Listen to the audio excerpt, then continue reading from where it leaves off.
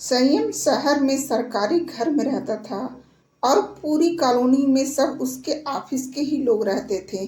संयम का सबसे अच्छा व्यवहार था।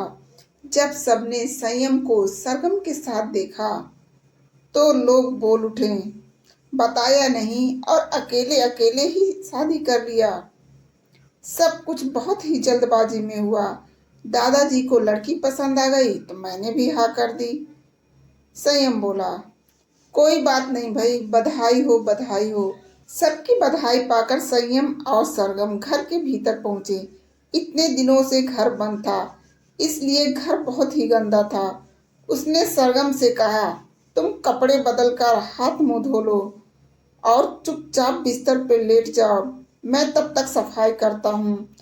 संयम ने घर साफ करके नहाया और फिर सरगम से बोला, उठो, मैं चाय बनाता हूँ, तुम तब तक घर से लाए हुआ खाना निकालो। संयम ने चाय बनाई और सरगम ने खाने का सामान निकाला। खाने का सामान बांधे रहने से खाने लायक नहीं रह गया था, इसलिए दोनों ने चाय और बिस्किट से ही काम चलाया। शाम हुई। संयम ने सरगम से कहा, दरवाजा ठीक से बंद कर लो, मैं सब्जी लेके और कुछ राशन लेकर अभी आया। सामान लेके संयम लौट आया और उसने ही शाम का खाना भी बनाया। दोनों ने खाना खाया और फिर संयम ने ही बर्तन धुल कर रखे। दोनों ने थोड़ी देर बातें की, फिर सरगम पलंग पे और संयम सोफे पे सो गया। ऐसे ही दिन चलता रहा। संयम सुबह घर का सारा काम करता, खाना बनाता और फिर ऑफिस जाता। शाम को भी आकर खाना बनाना और बर्तन मांजना। ये दिनचर्या कई महीनों तक चलती रही।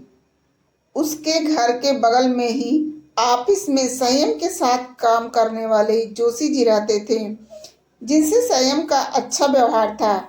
मिसेज जोशी से कह के संयम ने 2-4 जोड़ी सलवार कमीज और कुछ जरूरत का सामान भी मंगवा लिया था। मिसेज जोशी को संयम दीदी कहता था और जोशी जी को भाई साहब। मिसेज जोशी ने संयम से कहा भी, काम करने के लिए बाई क्यों नहीं लगवा लेते हैं? तो संयम बोला, दीदी आप सरगम को तो जानती ही हैं, कितनी भोली है, इसलिए बाहर वालों को घर में बुलाना ठीक नहीं। मिसेज जोशी का नाम वसुधा था। उनकी एक बेटी थी जो 9वीं कक्षा में पढ़ती थी। उसका नाम अवंतिका था।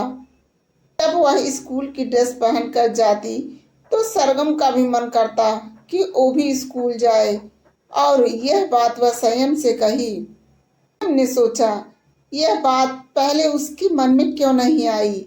सरगम का स्कूल में एडमिशन करवा दें, स्कूल जाएगी तो कुछ सीखेगी ही और घर पर रह के बोर भी नहीं होगी। ये बात उसने वसुधा दीदी से कही और वसुधा दीदी बोली, यह ठीक रहेगा सरगम के लिए। स्कूल की प्रिंसिपल से मेरी जान पहचान है, मैं उनसे जाकर बात करती हूँ। और थोड़ी सोच सिफारिश के बाद सरगम का स्कूल में 9वीं कक्षा में एडमिशन मिल गया। नई नई किताबें, स्कूल की ड्रेस देख कर सरगम चहक उठी और संयम के लिए एक काम और बढ़ गया, सरगम को पढ़ाने का। लेकिन संयम के पास तो बहुत संयम था और उसने इस चुनौती को भी स्वीकार कर लिया। दिन रात की मेहनत के बाद आखिरकार सरगम ने अच्छे नंबरों से 9वीं पास कर ली। लेकिन इतने दिन साथ रहकर भी सरगम के मन में संयम के लिए प्यार का अंकुर न फूटा। वो तो उसे बस अपना एक अच्छा दोस्त ही मानती थी। अब सरगम 10वीं में पहुंच गई थी और वो 18 की पूरी होने वाली थी। तब लड़कियां जवानी के कदम में रखते हुए तरह तरह की बातें करने लगी थीं। सरगम की कक्षा में भी कुछ ऐसी ही लड़कियां थीं। वसुधा की बेटी अवंतिका भी उसकी ही कक्षा में पढ़ती थी और वो भी सरगम से ऐसे बातें करती तो सरगम उसे झटक देती, कहती, मुझसे ऐसी बात मत किया करो, मुझे अच्छा नहीं लगता। वह घर पर आकर सब कुछ संयम को बताती और संयम उसकी नादानी पर मन ही मन में हंसता, कहता कुछ भी नहीं। ऐसे ही एक साल और बीत गया। अब सरगम की 10वीं की परीक्षाएं चल रही थी। उस दिन आखिरी पेपर था। उसकी तबीयत अंदर से बिल्कुल ठीक नहीं थी। आखिरी पेपर था। उसने संयम से कहा तो संयम ने सोचा थकावट बुखार है, रात रात भर पड़ती रहती है, इसलिए बुखार आ गया होगा। उसने संयम को बुखार की गोली दे दी और सरगम पेपर देने चली गई। दवा खाकर सरगम को भी बेहतर लग रहा था। उसने आराम से पेपर दिया। सरगम अवंतिका के संग घर वापस लौट रही थी तो तभी जोर से बारिश होने लगी और वो पूरी तरह भीग गई। जैसे तैसे दोनों घर पहुंची। तब तक दवा का असर खत्म हो चुका था और सरगम को फिर से बुखार हो गया।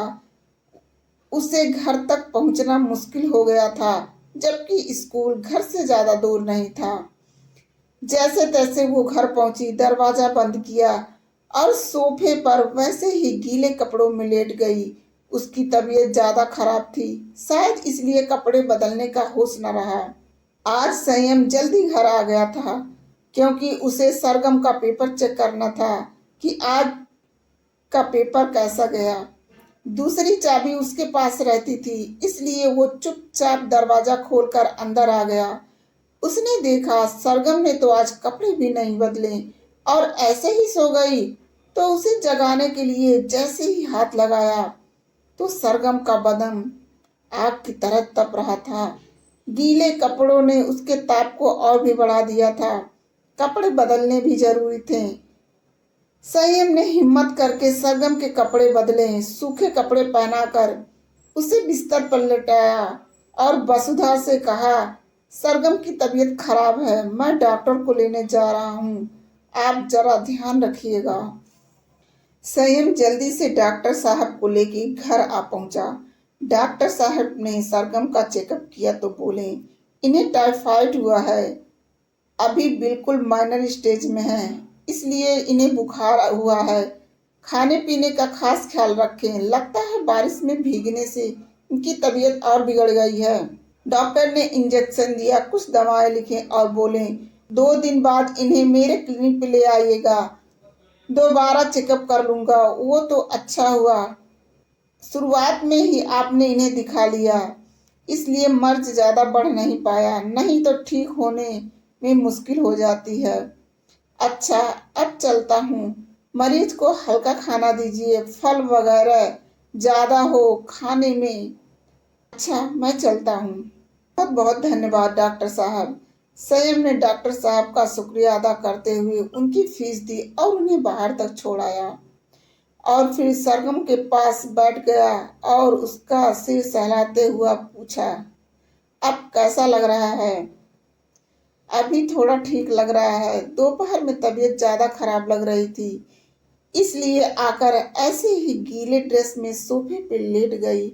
हिम्मत ना हुई कपड़े बदलने की। सरगम बोली, कोई बात नहीं, तबीयत ठीक होती तो तुम कपड़े बदल ही लेती। संयम बोला, तो फिर तुमने बदले क्या मेरे कपड़े? संयम ने पूछा।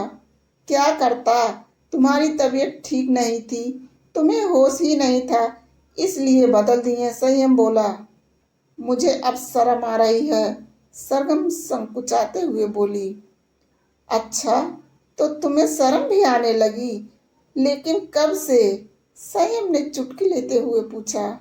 कहीं तुम मेरा मजाक तो नहीं उड़ा रहे, जैसे कि कक्षा की लड़कियां उड़ाती हैं, कहती हैं तुझे कुछ नहीं पता? सरगम भोलेपन से बोली, नहीं, मजाक नहीं उड़ा रहा। अच्छा, अब तुम आराम करो, मैं खाने का इंतजाम करता हूँ, फिर तुम्हें दवा भी तो खानी होगी। संयम बोला, ठीक है, तुम खाना बना लो, बाद में बात करते हैं। सरगम बोली। फिर संयम ने मूंग की दाल की चटपटी खिचड़ी बनाई और दोनों ने खाई। सरगम ने अचार घी मांगा तो संयम ने मना किया। सरगम बोली, तुम तो खा रहे हो, लो मैं भी नहीं खाता, अब खुश? संयम बोला। फिर दोनों खाना खाकर फुर्सत हुए तो संयम ने रसोई में जाकर बर्तन धोए और फिर सरगम के सिरहाने जाकर बैठ गया। थोड़ी देर बात करने के बाद संयम बोला, अब तुम आराम करो, मैं भी सोफे पे लेटता हूँ। आज मेरे पास लेट जाओ, मुझे अच्छा नहीं लग रहा है, तबीयत खराब है ना, इसलिए। और फिर आज तो सोफा भी गीला है। मैं दिन भर सोफे पर ही तो लेटी थी, जब बारिश से भीग कर आई थी। तुम ही सो जाओ ना। अब तो मैं पाँव पसार कर भी नहीं लेटती, बड़ी जो हो गई हूँ। पहले संयम सरगम की मासूमियत पर हंसा, फिर सरगम की इस बात को संयम टाल न सका और बिस्तर पे ही लेट गया। वह दिन भर का थका हुआ था, इसलिए उसे नींद आ गई, लेकिन सरगम तो दिन भर सोई थी, इसलिए उसे नींद नहीं आ रही थी। सरगम ने संयम की ओर करवट कर ली और बिना पलक झपकाए उसे एकटक निहारती रही। आज उसने शादी के बाद संयम को पहली बार इतनी गौर से और इस नज़र से देखा था। सरगम मन ही मन में सोच रही थी, कितना भोला मासूम सा चेहरा है संयम का, कितने सुंदर नए नक्श हैं। आज से पहले उसने कभी ध्यान ही नहीं दिया। और सबसे खूबसूरत इसका दिल है, जिसमें प्रेम और दया का अथाह भंडार है। ये तो एक अनमोल खजाना है और उसको मैं आज तक समझ नहीं पाई। इसका कोमल स्वभाव, मधुर वाणी, सहनशीलता, क्या क्या गुण है इसमें। एक मैं हूँ कि कभी इसे तवज्जो ही नहीं दिया। इसके संदिग्ध में रहकर तो पत्थर भी पिघल जाए, फिर मैं तो इंसान हूँ। ईश्वर तेरा लाख लाख शुक्र है मुझे ऐसा अनमोल तोहफा बख्शने के लिए। सोचते सोचते सरगम की आंखों से आंसू की धार बह निकली और उसने उठकर संयम के माथे को चूम लिया। के चुंबन का स्पर्श संयम ने अपने माथे पर महसूस किया, लेकिन वो चुप्पी साधे लेटा रहा। वो यही चाहता था, सरगम को प्यार करने का एहसास खुद से हो और वो उसके करीब आए, और शायद धीरे धीरे ऐसा हो रहा था। फिर सरगम ने अपना एक हाथ संयम के सीने पे रखा और सो गई, लेकिन उधर संयम को सरगम की गर्म सांसें बेचैन कर रही थीं। फिर संयम ने करवट ली और सरगम से दूरी बना के सो गया। सुबह हुई, पहले संयम जगा और चाय बनाकर सरगम को जगाते हुए बोला, उठिए श्रीमती जी, चाय पी लीजिए। प्यारी सी मुस्कुराहट के साथ सरगम ने आंखें खोली और फिर खिलखिला के हंस पड़ी। अरे भाई, हंस क्यों रही हो? मैंने कोई चुटकुल्ला थोड़ी ही सुनाया है, संयम बोला। तुमने मुझे श्रीमती जी बोला, इसलिए हंसी आ गई, सरगम बोली। तो तुम मेरी श्रीमती तो ही हो, इसलिए तो मैंने बोला, संयम ने कहा। तो तुम मेरे श्रीमान हुए, सरगम बोली। और क्या। अच्छा, यह सब छोड़ो, नाश्ते में क्या खाओगे? संयम पूछा। कुछ भी बना लो, अब से सब खा लिया करूंगी, कोई भी नखरे नहीं करूंगी। तुम मेरा इतना ख्याल रखते हो और मैं जब देखो तब परेशान करती हूँ, सरगम बोली। ऐसा कोई बात नहीं, मुझे तो ऐसा कभी नहीं लगा, संयम बोला। चलो ठीक है, इस बात पे बहस बाद में कर लेना, पहले चाय पी लो, संयम बोला। हाँ, तुम्हें देर हो रही होगी, ऑफिस जाना है। नहीं, ऑफिस नहीं जाना, मैंने एक हफ्ते की छुट्टी ली है। तुम्हारी तबीयत ठीक नहीं है ना, इसलिए, संयम बोला।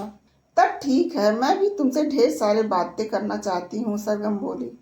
अरे हाँ, मैं बताना भूल गया, कल दादाजी की चिट्ठी आई थी, तुम्हारी तबीयत के चक्कर में मैं पढ़ नहीं पाया, सोचा बाद में पढ़ूंगा।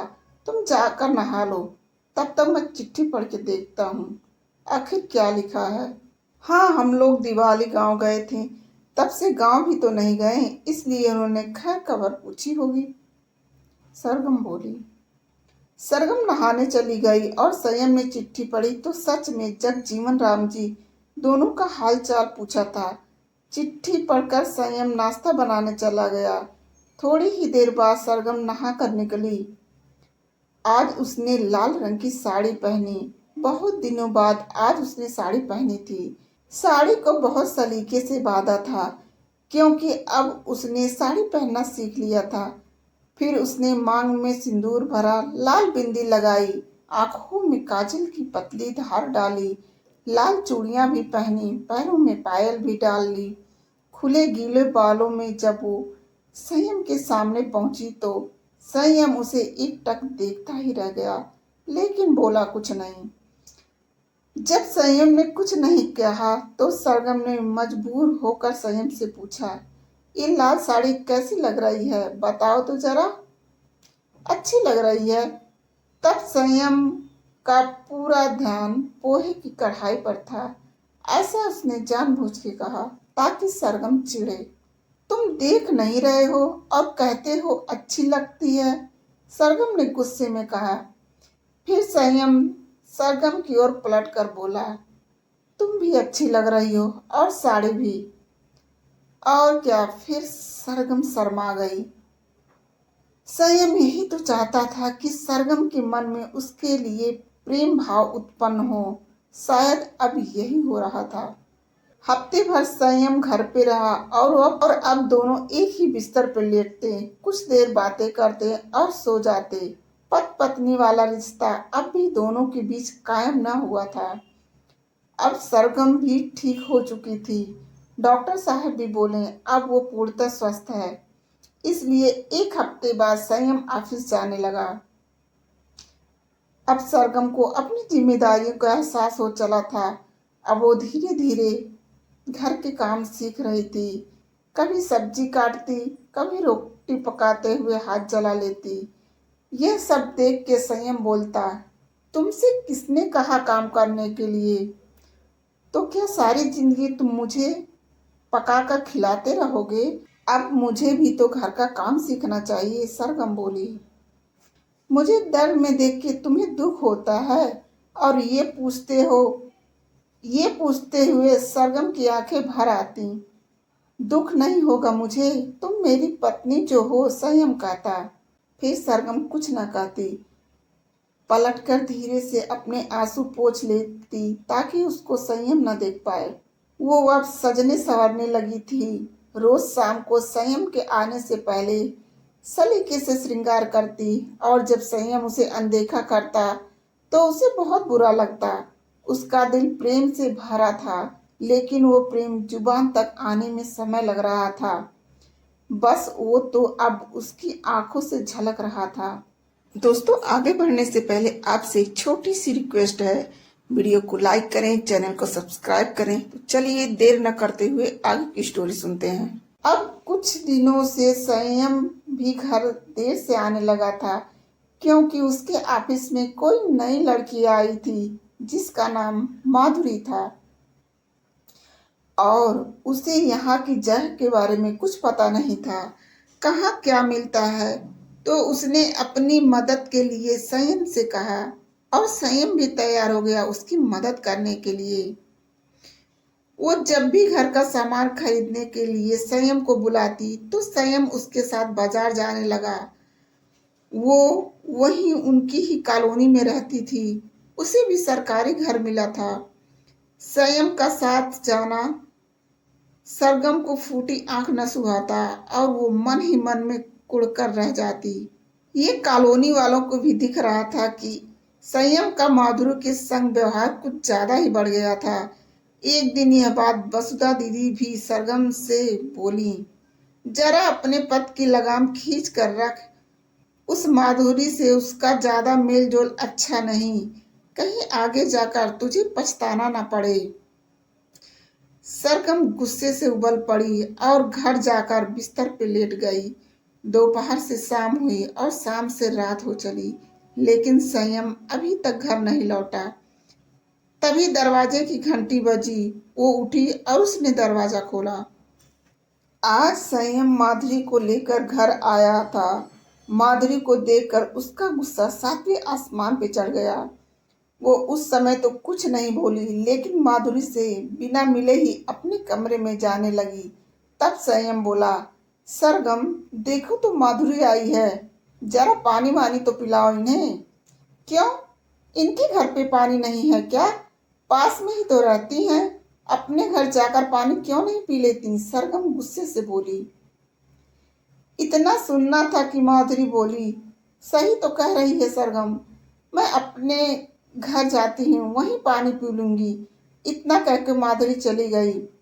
संयम ने घर का दरवाजा बंद किया और फिर सरगम से पूछा, मेहमानों से कोई ऐसे पेश आता है? ये तुम्हें क्या हो गया है?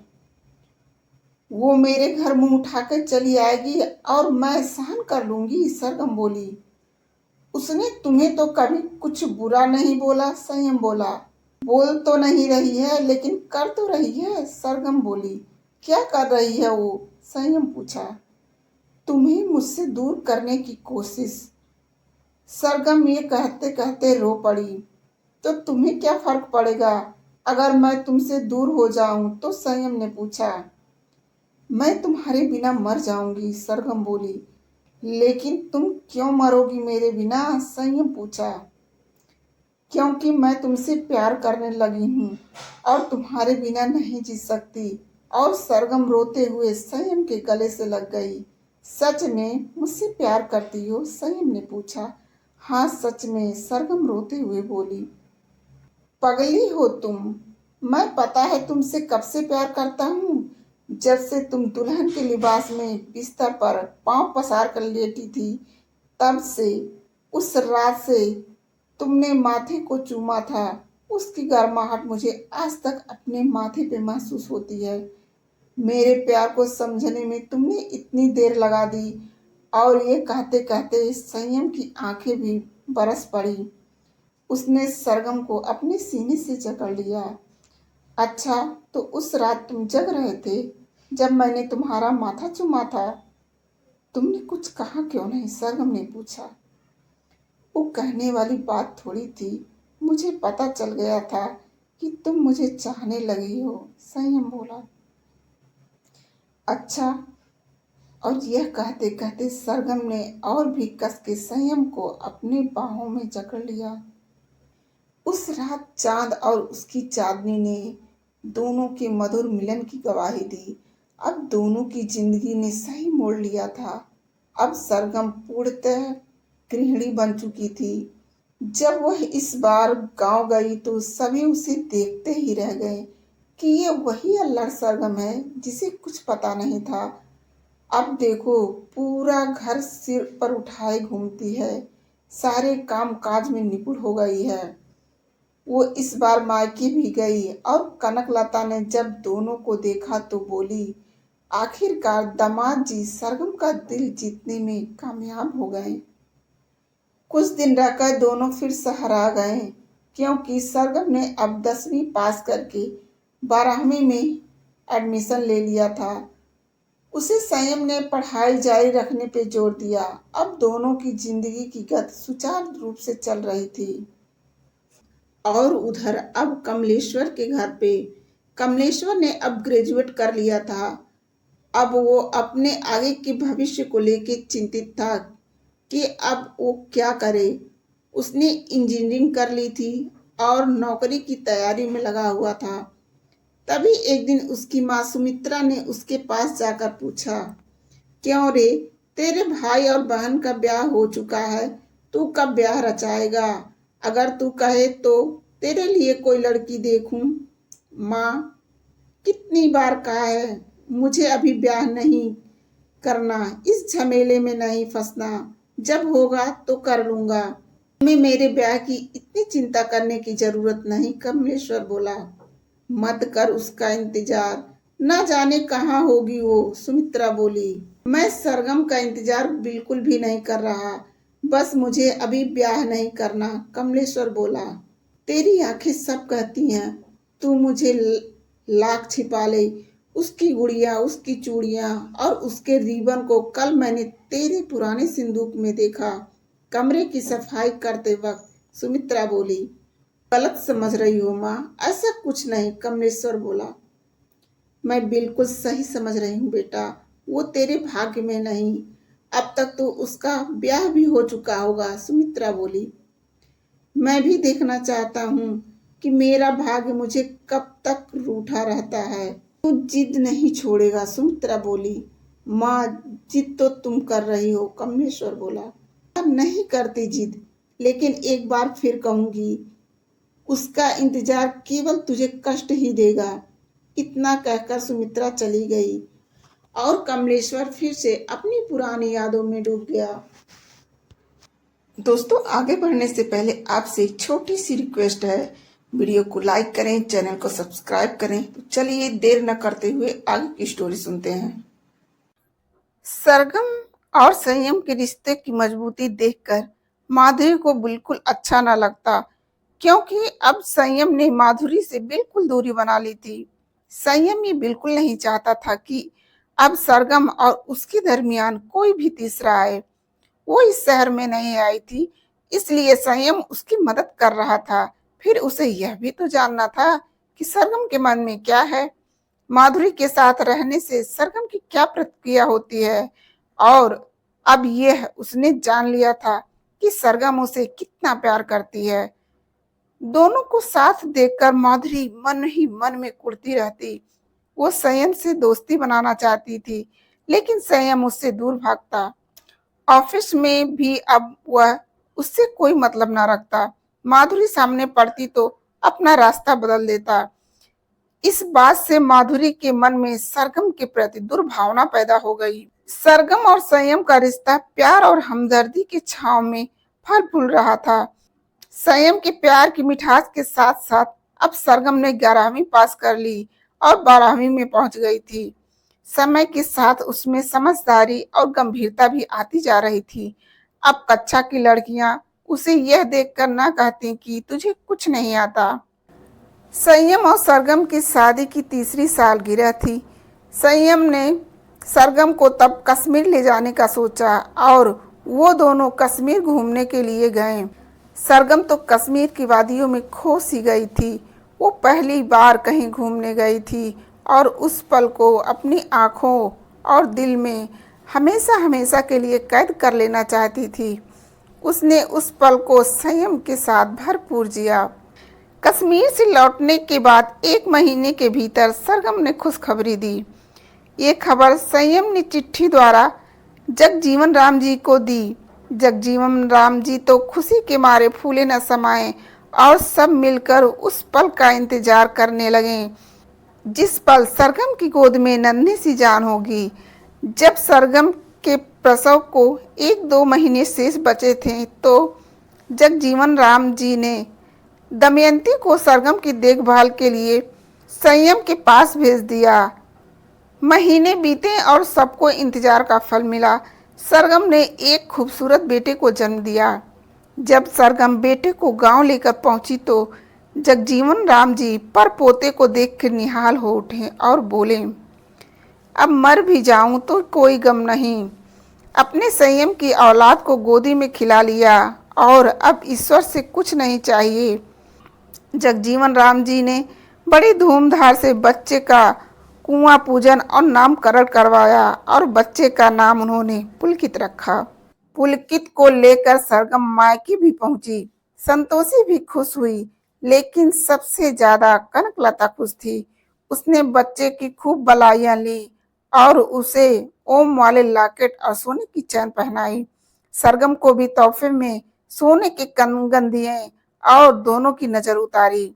सरगम 1-2 दिन मायके में रह के फिर ससुराल आ गई और वहां से फिर वापस शहर आई, क्योंकि 12वीं के उसके इम्तिहान आने वाले थे। इसलिए पुलकित को संभालने के लिए दमयंती बुआ भी साथ आ गईं। सरगम के इम्तिहान अब नजदीक आ चुके थे, इसलिए वो अब पढ़ाई में लगी। अब पुलकित के आ जाने से काम भी बढ़ गए, इसलिए संयम ने घर में कामों के लिए एक बाई लगा दी। दमयंती बुआ जो थी, बाई पे नजर रखने के लिए खाना संयम बना लेता तो कभी दमयंती बुआ बना लेती। सरगम 12वीं का एग्जाम दिए और अच्छे नंबर से पास हो गई। वह अब आगे नहीं पढ़ना चाहती थी, उसके पास समय कहाँ। लेकिन संयम बोला, ठीक है तुम रेगुलर मत पढ़ो, लेकिन प्राइवेट पढ़ाई कर सकती हो। इसलिए संयम ने ग्रेजुएशन का प्राइवेट फॉर्म डाल दिया और संयम ने सरगम की बात मान ली। वह अब घर पर रहकर ही पढ़ने लगी। जब वो बीए द्वितीय वर्ष में पहुंची तो पुलकित 2 साल का हो चुका था, तीसरी में लग गया था। सबकी जिंदगी चल रही थी। एक दिन सरगम को चक्कर आया और वो गिर पड़ी। दमयंती बुआ घबरा गई और फौरन संयम से कहा, डॉक्टर को बुलाओ। तब सरगम मुस्कुराते हुए बोली, बुआ जी, डॉक्टर की कोई जरूरत नहीं, मैं बिल्कुल ठीक हूँ। अब पुलकित का छोटा भाई या बहन आने वाले हैं। अच्छा, अब तो तुझे अपना और भी ख्याल रखना पड़ेगा, दमयंती बुआ बोली। साथ में संयम भी खड़ा था और वो सरगम को देखकर मंद मंद मुस्कुरा रहा था। दमयंती बुआ समझदार थी, इसलिए वो पुलकित से बोली, पुलकित बेटा, चलो हम बरामदे में जाकर खेलते हैं। बुआ के जाते ही संयम सरगम से बोला, श्रीमती जी बधाई हो, पहले नहीं बताया। आपको भी बधाई हो श्रीमान। हाँ, खुशखबरी बताने में मैंने थोड़ी देर कर दी, सरगम बोली और मुस्कुराते हुए संयम के सीने से लग गई।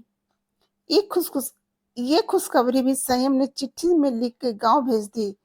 खुशखबरी सुनकर सब बहुत खुश हुए और कुछ ही महीनों बाद सरगम ने फिर से एक बेटे को जन्म दिया, जिसका नाम उन्होंने हर्षित रखा। पुलकित और हर्षित धीरे धीरे बड़े हो रहे थे और साथ साथ सरगम की पढ़ाई भी चल रही थी। सरगम का ग्रेजुएशन होते होते पुलकित 4 साल का हुआ और हर्षित 1.5 साल का हो चुका था। अब सरगम के सिर से पढ़ाई का झंझट खत्म हो चुका था। वो अब आराम से दोनों बच्चों का ख्याल रखती। तब बुआ जी से बोली, अब मैं सोचती हूँ कुछ दिनों के लिए गांव हो आऊं। बहुत दिन हो गए बाबूजी को देखे। अब तो उनकी तबीयत भी ठीक नहीं रहती। संयम बोला, बुआ जी, आप तैयारी बना लीजिए, मैं आपको छोड़ आता हूँ। संयम दमयंती को गांव छोड़ के 2 दिन में ही वापस आ गया और इधर सरगम से माधुरी बहुत बुरी तरह चिढ़ बैठी थी। जब देखो तब पूरी कॉलोनी वालों से घर घर जाकर उसकी बुराई करती और जब सरगम को पता चलता तो वो कुछ नहीं बोलती, बस हंसी में टाल देती। सब ऐसे ही चलता रहा। एक दिन गांव से चिट्ठी आई। उसमें लिखा था, जगजीवन राम जी अब इस दुनिया में नहीं रहे। उन्हें डायरिया हो गया था। गांव में सही से इलाज नहीं मिल पाया, इसलिए बूढ़ा शरीर बीमारी झेल नहीं पाया। संयम और सरगम ने जब पढ़ा तो दोनों रोकर बैठ गए। फिर बड़ी मुश्किल से सरगम ने खुद को और संयम को संभाला। सरगम बोली, दादाजी के अंतिम दर्शन तो नहीं लिखे थे हमारे नसीब में। चिट्ठी आने में इतनी देर जो लग गई, लेकिन उनकी 13वीं पे पहुंचेंगे तो हम दोनों को थोड़ी संतुष्टि हो जाएगी। संयम बोला, शायद तुम ठीक कहती हो। दोनों बच्चों के संग गांव की ओर रवाना हो गए। गांव पहुंचे तो माहौल बहुत ही गम भरा था, क्योंकि जगजीवन राम जी को पूरा गांव बहुत अच्छे से जानता था। वो बहुत ही व्यवहार कुशल थे।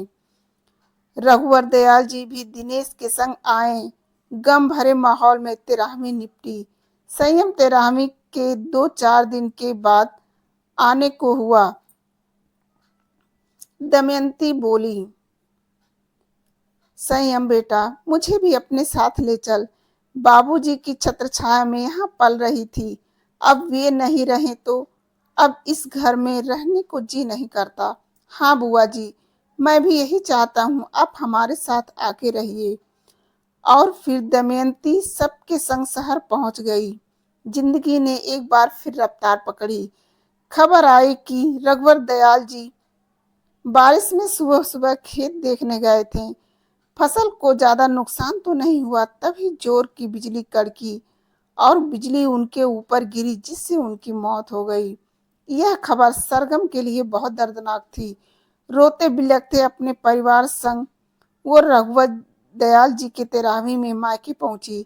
उसे भी अपने नाना जी के अंतिम दर्शन नसीब न हुए। नाना जी की 13वीं वापस करके घर लौटी ही थी कि अभी 1 महीना भी नहीं हुआ, खबर आई संतोषी को लकवा मार गया। 10 दिनों तक जिंदगी से संघर्ष करती रही, लेकिन अंत में हार कर मौत के संग चली गई। उसे हिलाकर रख दिया था। सबसे ज़्यादा कष्ट उसे दादाजी और नाना जी के जाने का था। लेकिन जिंदगी कितनी भी लेकिन जिंदगी में कितना भी कुछ हो जाए, किसी के छोड़ के जाने से दूसरे लोग जीना नहीं छोड़ देते, स्वीकार कर लेते हैं और जिंदगी में आगे बढ़ जाते हैं। यही सरगम ने भी किया यही सरगम ने भी किया और अपनी दुनिया को संभालने में लग गई। अब पुलकित 5 का हो गया था, इसलिए संयम ने उसका स्कूल में एडमिशन करा दिया। हर्षित अभी 2.5 के ऊपर चल रहा था। उसकी शरारतों से घर में रौनक रहने लगी।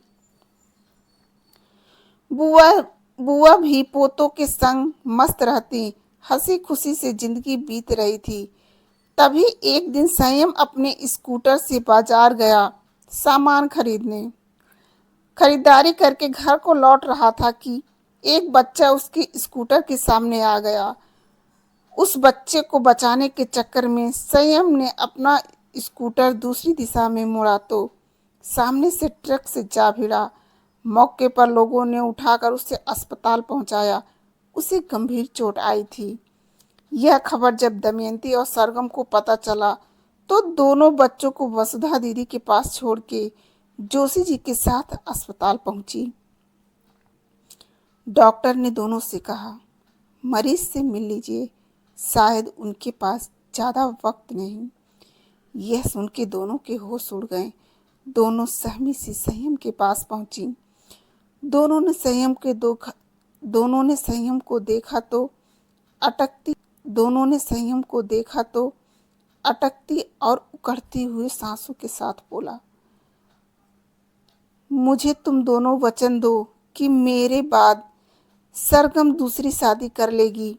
मेरे लिए जिंदगी भर अपनी मांग को सूना नहीं रखोगी सरगम। मुझे वचन दो सरगम। मेरे पास वक्त नहीं है।